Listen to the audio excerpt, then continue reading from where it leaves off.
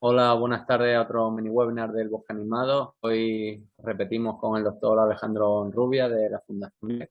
Ya nos habló sobre el programa Migre, el Estrecho de Gibraltar y la migración de la ave y diferentes actividades que realizan allí en otro mini webinar. Y bueno, continuando con el mini webinar de energía fotovoltaica, que fue en diciembre, puedes consultar también en nuestro canal de YouTube.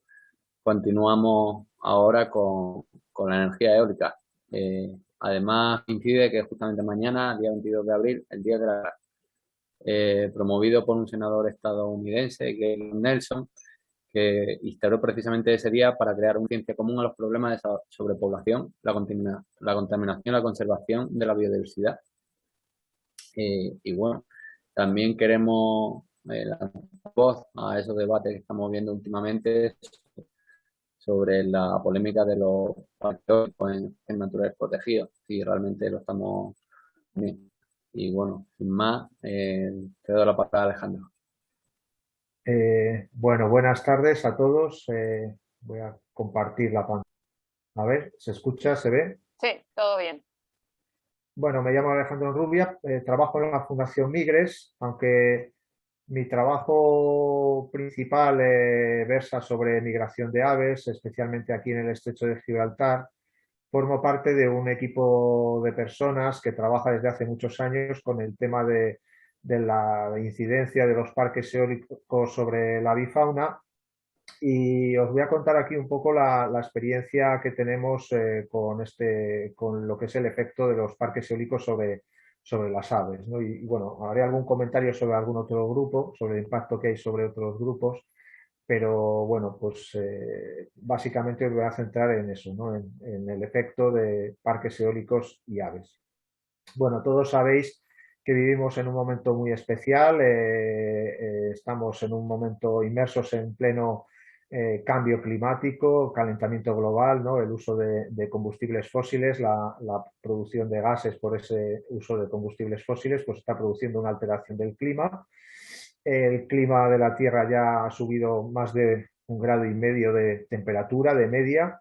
Es muy posible que suba por encima de los 2 grados, incluso por encima de los 4 grados, y hay una cierta urgencia por luchar contra el cambio climático, ¿no? Por reducir, digamos, la producción de energía basada en combustibles fósiles, y por eso es urgente, ¿no?, el desarrollo de las energías renovables, ¿no? Básicamente son fuentes de producción de energía basados en recursos renovables, recursos naturales renovables, como es el agua, el viento, el sol, y pues a partir de ahí pues hay toda una serie de infraestructuras que se crean para ello, ¿no? Como digo, estamos en pleno desarrollo de las energías renovables para luchar contra el cambio climático, para descarbonizar nuestra economía, y además con el tema ya de la guerra de Ucrania pues se ha visto pues la urgencia de tener una cierta autosuficiencia energética. Pensad que España tiene muy pocos recursos en cuanto a combustibles fósiles, ¿no? Quizá no en carbón, pero sí en petróleo y en gas, dependemos de otros países. Y ahora mismo el compromiso de España, de acuerdo a los acuerdos de París y a los acuerdos que hay con la Unión Europea, es que el 32% de la energía consumida en España sea de renovables, ¿no?, para el 2030.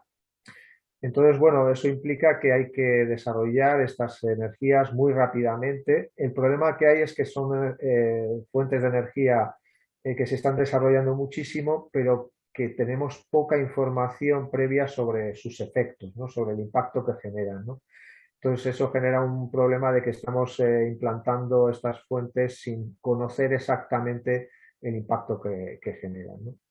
En el caso de la energía eólica, actualmente pues hay más de 25.000 megavatios de potencia instalada en España, en más de 1.200 parques eólicos y 21.400 aerogeneradores, ¿no? Aproximadamente el 21% de la energía consumida en España procede de la energía eólica. El año pasado, el 21, fue el 23% de la energía consumida en España fue eólica, y en el año 2021 prácticamente el 46% de la energía generada en España fue por renovables, ¿no? Lo cual quiere decir que se está incrementando muchísimo la instalación de renovables, tanto en producción de energía como luego en consumo. Aún así, para cubrir los compromisos que tenemos de aquí a las próximas décadas, probablemente hay que duplicar o triplicar las instalaciones de fuentes renovables en España, ¿no? Lo cual eso pues, va a significar un cambio en los paisajes pues, bastante dramático, ¿no? Ahí tenéis un mapa digamos, dónde están los recursos eólicos. Ahí arriba a la derecha veis pues, dónde están las zonas de mayor viento, de mayor potencial, digamos, eólico en España. Y en el mapa de la derecha veis la instalación actual de parques eólicos en España, ¿no? Esos 1.200 parques eólicos, donde están situados, básicamente están mayoritariamente en las zonas donde hay más viento, donde hay más recurso eólico. Y a la izquierda veis las gráficas de cómo ha evolucionado la potencia instalada y la cobertura, digamos, nuestro consumo por parte de las eólicas, ¿no? Las eólicas, pues básicamente son aerogeneradores verticales, ¿no? Con eje horizontal, tanto en tierra como en el mar, aunque básicamente aquí en España son sobre todo eólica terrestre, instalada en altos de sierras o en las mesetas. La tecnología varía muchísimo. Los primeros aerogeneradores que se instalaron aquí en España en los años 80 y 90 pues eran aerogeneradores que producían aproximadamente unos 500, 800 kilovatios, y ahora mismo se están instalando ya aerogeneradores que producen entre 3.000 y 3.500, incluso 4.000 kilovatios, un solo aerogenerador. Es decir, en prácticamente 20 años la potencia de un aerogenerador, la potencia de energía que produce, pues se ha multiplicado por 6. Los aerogeneradores que se están instalando ahora, pues veis ahí un poco las dimensiones, son ya auténticas moles, ¿no? Son aerogeneradores de 40, 60 metros de aspa, de una altura de 120, 130, 140 metros de altura. Esto, para que os hagáis una idea, es el equivalente a un edificio de 30 o 40 plantas. Y bueno, estos aerogeneradores funcionan como una dinamo, producen energía. Esa energía se canaliza a través de un tendido eléctrico, que en la mayoría de los casos va subterráneo, hasta una subestación eléctrica, y de ahí se transforma un voltaje que se transporta a la red de transporte, ¿no? Entonces, digamos que el parque eólico como tal tiene sus aerogeneradores, tiene su tendido eléctrico, tiene su subestación, y luego tiene unas infraestructuras asociadas pues, de carriles, ¿no? de caminos, casetas de mantenimiento, etcétera. En cuanto al impacto que generan los parques eólicos sobre la avifauna, básicamente vamos a decir que son tres efectos, ¿no? Uno es la mortalidad que produce por colisión con los aerogeneradores. Las aves chocan contra los aerogeneradores. Hay también un efecto, digamos, de pérdida de hábitat, porque esa construcción de los aerogeneradores supone cambios en los hábitats que hay disponibles. No solo en los hábitats terrestres, hay que pensar, cuando hablamos de aves, de que el hábitat es también aéreo. Entonces hablamos de que el aeroespacio se cambia. O sea, de repente empiezan a aparecer estructuras en el paisaje, obstáculos, digamos, en la zona del aeroespacio que usan las aves, ¿no? Entonces el aerohábitat que usan las aves pues también cambia, ¿no? Y también los parques eólicos tienen un cierto efecto, no en todas las especies, pero sí en muchas, lo que se llama un efecto espantapájaros, ¿no? Son estructuras nuevas, son obstáculos en el paisaje. Y son estructuras nuevas a las cuales las aves pues, no se han enfrentado nunca, no se han encontrado con ellas nunca, y entonces en muchos casos se genera lo que se llama la neofobia, ¿no? Una fobia, un miedo, un cierto pánico hacia una estructura novedosa, ¿no? Entonces eso genera una evitación que puede provocar pues, efectos, digamos, de exclusión en el entorno de los parques eólicos. Y si los parques están colocados en hileras o en grandes masas, pues puede tener un efecto barrera para el desplazamiento de las aves, ¿no? No obstante, también tiene un efecto positivo, el de los parques eólicos, porque lógicamente contribuyen a luchar contra el cambio climático, que ahora mismo pues, es una de las principales amenazas que tenemos para la biodiversidad del planeta, ¿no? En cuanto a la forma de compatibilizar estas estructuras con la conservación de las aves y con la conservación de la biodiversidad, pues se puede trabajar a varios niveles. Una es la prevención, ¿no? Planificando dónde tienen que ir instalados, dónde están los emplazamientos. Se puede también trabajar con la mitigación, es decir, medidas para reducir o evitar pues, las colisiones, el efecto barrera o la pérdida del hábitat. Y si eso no es posible, se trabaja también con medidas de compensación, es decir, para compensar esos efectos negativos. Yo os voy a contar aquí un poquito los ejemplos de la experiencia que tenemos en el estrecho. El estrecho de Gibraltar es uno de esos lugares del mundo que aparece en todos los manuales de parques eólicos como un lugar donde no se deberían poner parques eólicos, porque convergen, claro, pues millones de aves en migración todos los años. Entonces, claro, de repente en un lugar que se concentran más de 30 millones de aves en paso, medio millón de cigüeñas y de rapaces, ¿vale? De grandes aves planeadoras en cada una de las migraciones, eso pues se converge pues, con más de 400 o 500 aerogeneradores que hay en la actualidad en la zona, ¿no? Entonces eso, digamos, genera pues una situación de conflicto importante, ¿no? En la zona del Campo Gibraltar se instalan los primeros parques de España en el año 78, son parques experimentales con estructuras de celosía que veis aquí a la izquierda, y en los años 80 y 90 pues se instalan cientos de aerogeneradores en la zona, ¿no? Entonces, en un primer momento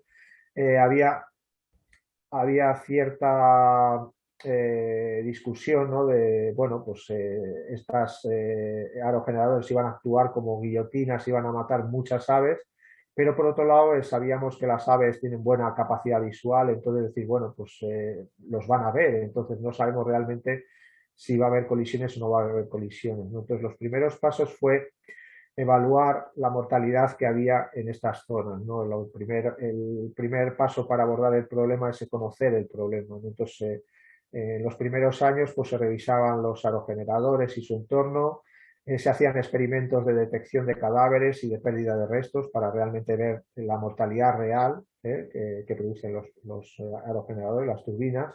Se hicieron también trabajos de observación del comportamiento de las aves. Y también se ha trabajado con marcajes con emisores de GPS o satelitales para ver el movimiento en torno a los parques, ¿no? Y bueno, pues todo esto luego se ha trabajado con sistemas de análisis de datos especial, de modelización, etcétera.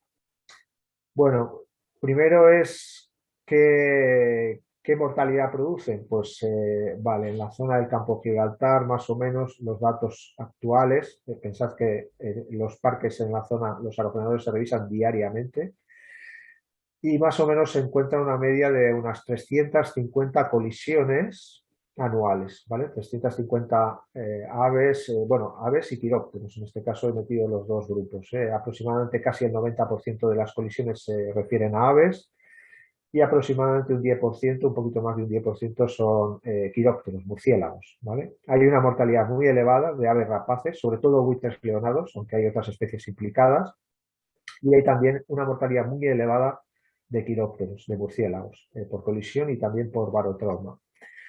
Lo que hemos visto con la experiencia del estrecho es que no todas las aves, digamos, tienen la misma probabilidad de chocar y que hay especies que son más vulnerables, o sea, más susceptibles de colisionar con un aerogenerador, ¿no? Y eso pues depende de sus características, de la carga, la carga alar, la capacidad de maniobra y otros factores, ¿no?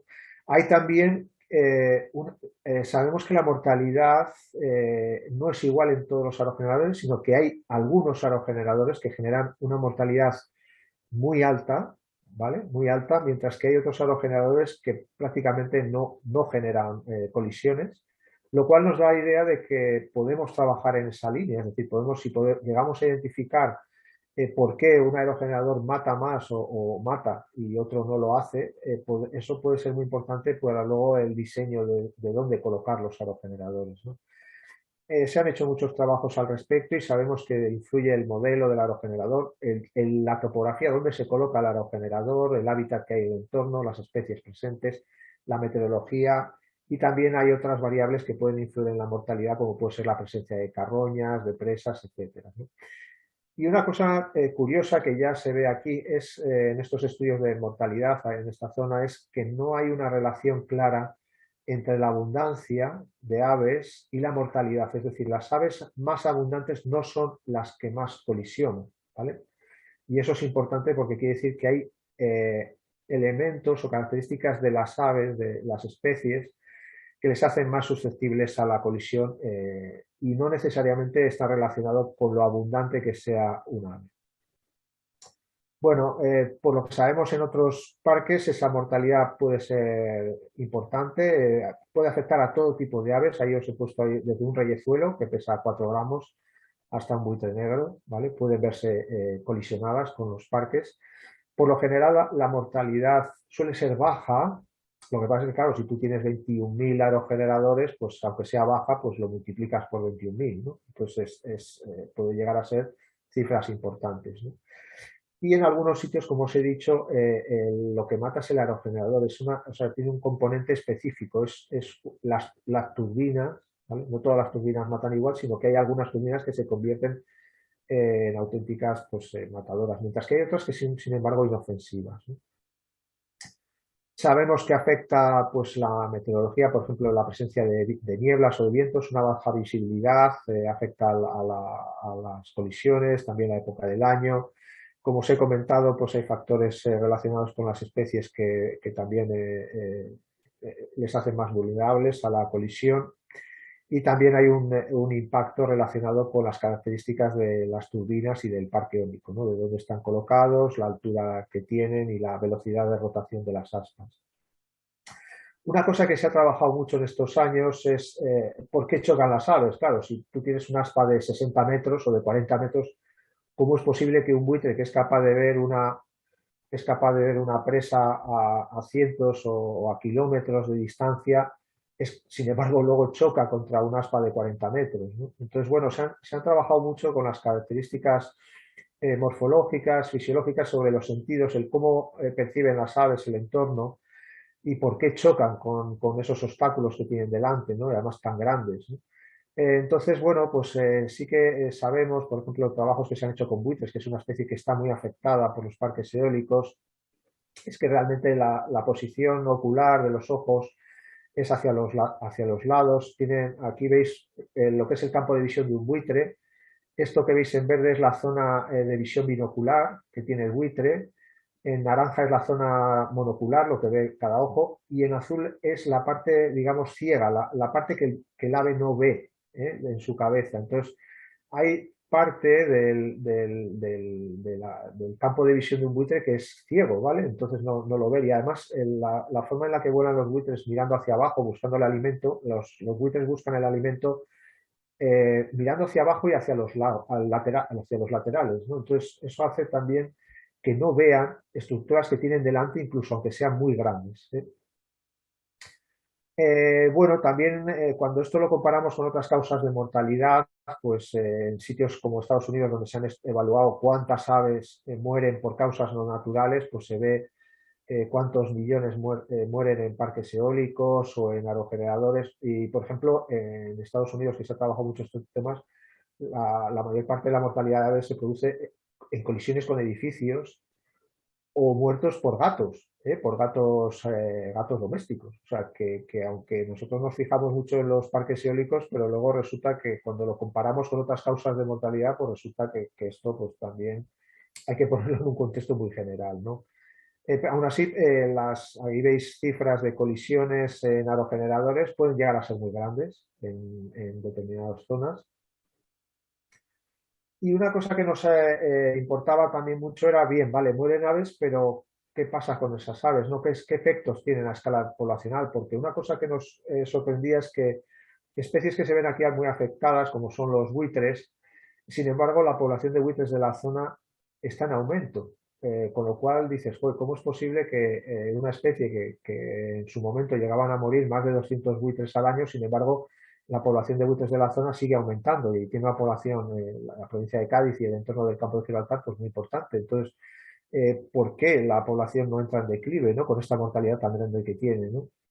Entonces, es muy importante también ese efecto a escala poblacional, porque no necesariamente el hecho de que mueran aves en un parque eólico significa que las poblaciones puedan extinguirse o desaparecer, ¿no? De hecho, por ejemplo, una cosa que nos sorprendió aquí es que hay muy baja incidencia sobre aves en migración, ¿vale? Influye muy poco en las aves en migración, calculamos menos de un 0,5% de los efectivos en paso, y además afecta sobre todo a ejemplares juveniles. Sin embargo, sí que hay una cierta incidencia sobre la población local de estas especies que viven aquí. En algunos casos puede llegar a superar el 6% de la población local. Y en este caso sí que afecta a adultos, sobre todo porque parece que se habitúan a las estructuras, acaban campeando en el entorno de los parques y mueren por eso, ¿no? Entonces, puede haber un efecto sumidero para la población local de algunas de estas especies. Aún así, lo que sabemos es que el impacto a escala poblacional puede ser muy importante para especies sensibles amenazadas y especialmente para especies de vida larga, muy longevas, de baja productividad y de madurez retardada, ¿no? Es decir, pues muchas aves rapaces o grandes aves en general, ¿no? En este caso, en el campo de Gibraltar, tenemos un problema pues, especial con el alimoche, ¿no? Que es una especie que está catalogada en peligro. Hay varias parejas en la zona y aunque no mueren mucho, no colisiona mucho, pero lo poco que colisiona pues puede tener un impacto poblacional importante. Incluso podría en un momento dado producirse la pérdida de parejas en la zona. Se ha trabajado también con el efecto barrera, es decir, las aves pueden habituarse a los parques, pero también pueden evitarlos, ¿no? De hecho, la mayor parte de las aves los evitan, digamos, los tratan de no acercarse a los parques y eso es el motivo por el que mueren tan pocas aves en migración, porque en general evitan la zona de los aerogeneradores, ¿no? Claro, eso tiene una ventaja porque si tú evitas los aerogeneradores, digamos, no colisionas con ellos, entonces se reduce la mortalidad. Pero claro, si tú evitas los aerogeneradores significa que dejas de usar el entorno de los aerogeneradores. Entonces lo que se produce es una pérdida de hábitat, ¿no? Esto lo hemos podido evaluar aquí con ejemplares marcados de milanos y de cigüeñas y se ha llegado a estimar que en el entorno, los parques eólicos en la zona pues pueden suponer una pérdida de un 15% del área potencialmente utilizable por estas aves durante el paso, ¿vale? O sea que sí que podría suponer, un 15% no es un porcentaje alto, pero si aumenta la superficie de parques eólicos, pues podría llegar a ser en algún caso algún problema para el movimiento de las aves y hay que tenerlo en cuenta, ¿no? Y en cuanto a cómo se trabaja para reducir el impacto de los parques, pues por un lado está la prevención, se trabaja muchísimo con temas de planificación, ¿no? De dónde colocar los parques eólicos.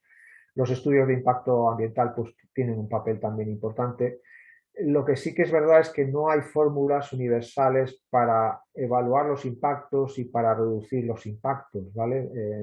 Entonces, vamos a decir, este tipo de trabajos hay que hacerlos en cada parque en particular, ¿no?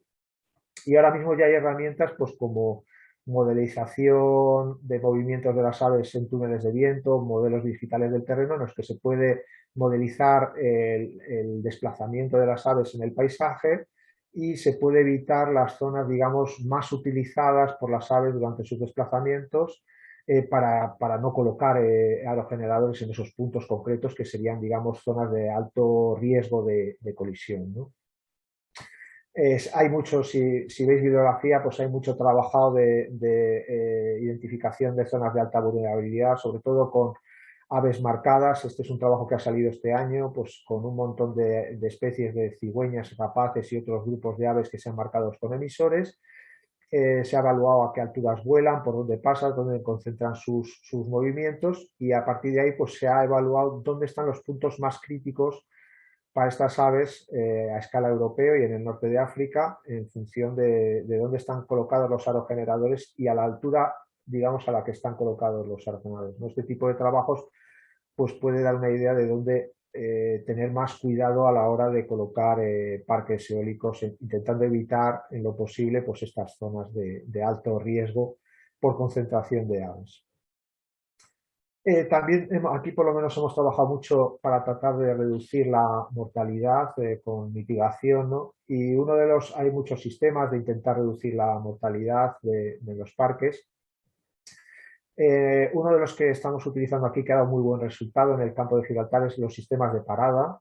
Todos los parques eólicos del campo de Gibraltar y la zona de la Janda tienen vigilantes ambientales, tienen ornitólogos parando máquinas, ¿vale? Paran máquinas todos los días del año, todas las horas de luz, hay gente en los parques eólicos detectando bandos, detectando especies en movimiento, y cuando detectan una situación de riesgo son capaces en menos de un minuto de parar los molinos que ellos quieran, ¿vale? O los molinos o todo el parque, ¿eh? Y con esta medida, con este trabajo tan fantástico que hace esta gente, pues se ha conseguido reducir más de un 70% la mortalidad de aves en la zona, ¿no? Lo cual pues es bastante relevante, ¿no?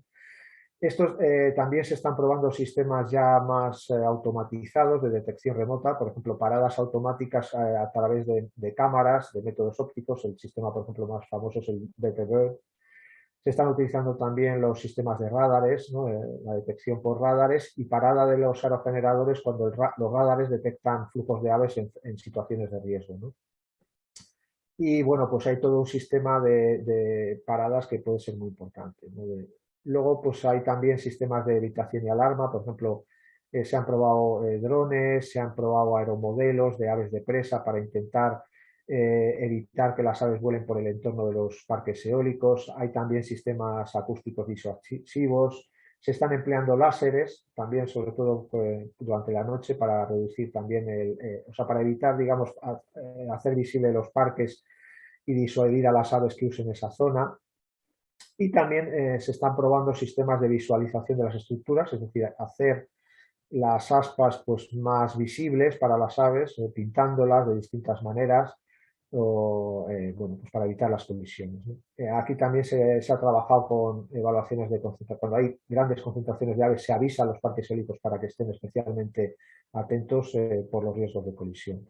Y también se puede trabajar manejando el hábitat en el entorno de los aerogeneradores. Aquí, por ejemplo, ha dado muy buen resultado el manejo de las carroñas. Las carroñas son una situación de riesgo extrema porque si una carroña de un animal queda cerca de un aerogenerador puede provocar una mortalidad alta de predadores.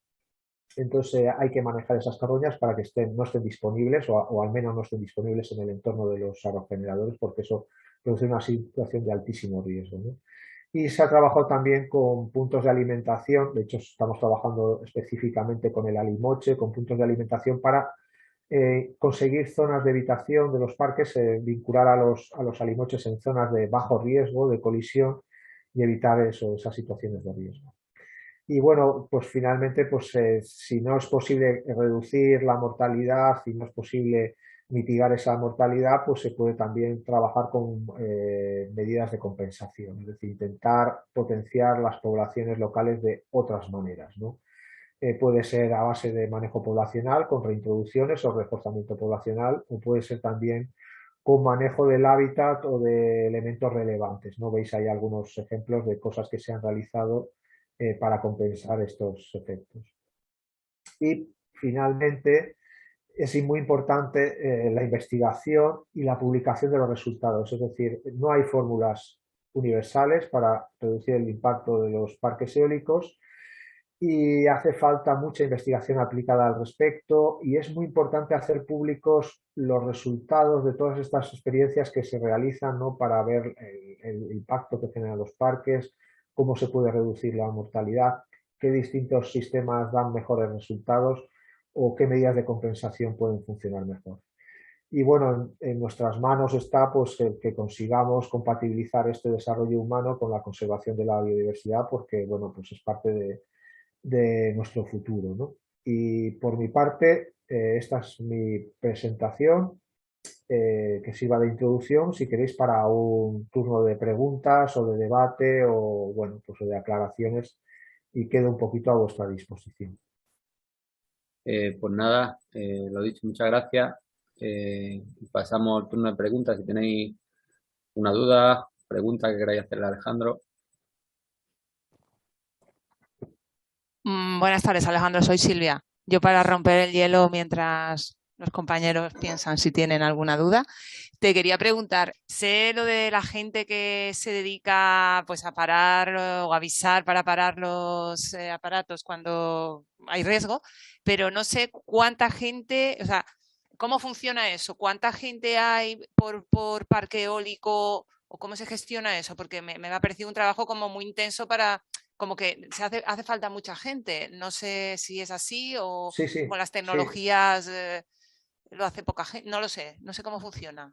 Sí, sí, aquí hay un protocolo, digamos, la Junta de Andalucía en este caso obliga a los Ajá, parques eólicos a contratar servicio de vigilancia y de paradas de aerogeneradores. Entonces, dependiendo del tamaño del parque, o sea, claro, no es lo el mismo si número. tienes 5 turbinas o tienes 150 turbinas, pues eh, puede haber uno, dos o tres personas en el parque. Incluso en algunas épocas, en las épocas, por ejemplo, del buitre leonado, de la migración de los buitres, se hacen refuerzos, o sea, se refuerza el personal que está en los parques parando máquinas. Entonces, para que te hagas una idea, en la zona del campo de Gibraltar y la Janda puede haber en torno a unas 120, 150 personas trabajando como vigilantes ambientales. O sea, que estamos hablando de números importantes, incluso es una fuente de empleo que empieza ya a ser muy importante en los pueblos de la zona. Ujú, Esta gente que se contrata en los parques eólicos tiene que tener una formación, lógicamente, tiene que saber identificar aves, ¿no? Porque hay un protocolo, ¿no? De cuándo parar. Por ejemplo, cuando hay especies en peligro de extinción, un águila imperial o un alimoche en el entorno del parque, hay que parar todo el parque. ¿Vale? El tiempo que esté el animal en la zona hay que pararlo entero. ujú, Entonces, claro, tú tienes que saber qué es un alimoche y tienes que saber identificar un águila imperial o otra especie que esté en peligro de extinción o amenazada, ¿no? Entonces, tiene que saber identificar, tiene que conocer el catálogo de especies amenazadas. Esa gente también luego revisa diariamente los aerogeneradores para ver mortalidad, entonces tiene que recoger lo que encuentra, tiene que dar parte, y eso incluye tanto aves como murciélagos. Y luego, pues tienen unos protocolos, ¿no? En qué momento, pues a qué distancias tienen que parar los parques y cómo hacerlo. Ahora ya actualmente esta gente trabaja en puntos fijos, en oteaderos especiales, tienen una aplicación en el móvil en el cual están posicionadas todas las turbinas, de tal forma que cuando ellos detectan una situación de riesgo, un bando de cigüeñas, un grupo de buitres que se mueve en una posible situación de riesgo, son capaces de parar con la aplicación en menos de un minuto por los aerogeneradores que ellos decidan. Y sobre todo, si ahora lo que se trabaja ya son con sistemas automáticos. Hay sistemas automáticos, o sea, ya no dependen solo de una persona, sino que es una máquina la que puede hacer eso. mm, Hay sistemas que están ya muy bien testados, ¿no? El sistema de DTV con cámaras ópticas se colocan en cada aerogenerador, mirando hacia el frente o hacia la parte posterior, y pueden detectar la aproximación de aves y pueden parar, digamos, directamente el aerogenerador simplemente con las ujú. cámaras, ¿no? Incluso de noche se están utilizando cámaras de infrarrojos para hacer este tipo de cosas, ¿no? De paradas automáticas. Y luego también pues con los radares, ¿no? Hay un sistema que se emplea mucho, que son los radares mitológicos, el sistema Merlin, que permite hacer paradas automáticas de los aerogeneradores basado en la información que llega al radar, ¿no? Son sistemas muy fiables. Pensad que un radar puede llegar a coger pues 30 kilómetros de distancia, o sea que puedes tener una zona de control muy alta con el radar y puedes por lo tanto prever situaciones de riesgo desde muy lejos. Ujú. El problema de estos sistemas ahora mismo es que son todavía muy caros. Los sistemas de radares o el DTV son sistemas que están todavía, o sea, no se han expandido demasiado y sigue siendo caro la instalación de estos sistemas. No obstante, es previsible que a medida que haya habiendo más parques eólicos en el mundo y estos sistemas automáticos se exijan, porque esto sí que es verdad que tiene que ser la administración ambiental la que exija este tipo de medidas, pues se irán abaratando y se irán haciendo pues mucho mejores. Ujú. Gracias. Eh, una última pregunta. ¿Crees que tienen más, qué crees que influye más, la ubicación del aerogenerador o una concentración de ellos? Por ejemplo, para el efecto barrera, una línea de aerogeneradores pues, en un sitio que sea clave o quizás varias, cualquier sitio que haya más aerogeneradores o no tiene ninguna, o no Sí, importa sí, los a ver, que ponga. sí, sí, sí. Lo que pasa es que, como os comentaba, este tipo de cosas no hay una regla general, o sea, depende de la zona y depende de las especies que tengan, ¿no? Por ejemplo, el efecto barrera se ha destacado mucho en parques eólicos marinos, ¿eh? Cuando tú colocas parques eólicos marinos que tienen una una situación en hileras o en cuadrados o en rectángulos. Sí que se ha visto que hay exclusión en el movimiento de las aves marinas y las aves digamos, rodean el parque eólico. Entonces, claro, si es un parque pequeño, pues el rodeo no es un problema, pero si son parques muy grandes, eso significa que las aves tienen que desplazarse grandes distancias para rodear el parque, ¿no? Entonces, sí que puede haber un efecto barrera que puede ser importante, ¿no? Pero como digo, a lo mejor cuando tú estudias los movimientos de las aves, tú puedes tener aerogeneradores en un cordal de una sierra, pero resulta que las aves en migración se mueven, se canalizan a través de un collado concreto, ¿vale? De un punto concreto de la sierra. Entonces, si tú en ese collado colocas un aerogenerador, es muy probable que ese aerogenerador dé problemas, ¿vale? Porque has puesto, o sea, un solo aerogenerador puede generar un impacto gordísimo en las aves porque le has colocado en el lugar inadecuado, que puede ser el collado por el que pasan las aves cuando están cruzando una sierra. Y a lo mejor el tener muchos aerogeneradores en una sierra, pues no es un problema siempre que dejes algunos puntos, ¿vale? De paso.